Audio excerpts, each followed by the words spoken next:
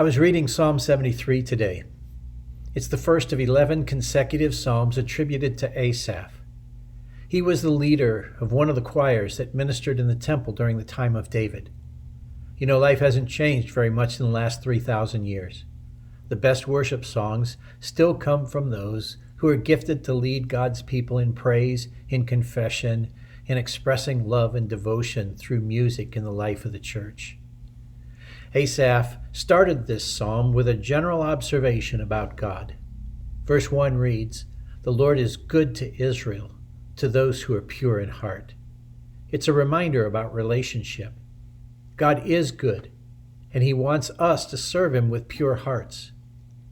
Then, in the second verse, Asaph got very personal. He described what had happened in his own faith. He wrote, "But as for me, my feet almost slipped. I had nearly lost my foothold." Have you ever been there? You recognize your faith is not as steady as it had been at one time. You were trusting the Lord and leaning on him as you climbed life's mountain and everything was going well. But then you lost focus.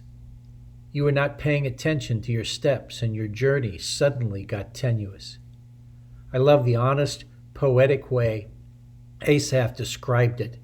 He wrote, "My feet almost slipped. I nearly lost my foothold." Have you ever been there? You haven't lost your faith, but it doesn't feel as steady and sure as it once did. Asaph did some self-diagnosis. His problem was envy. He started looking at what others had, especially those who didn't serve the Lord, and wondered why they appeared to have their cake and eat it too. By the time you get to verse 13, you see his thought process. He wrote, "Surely in vain I have kept my heart pure."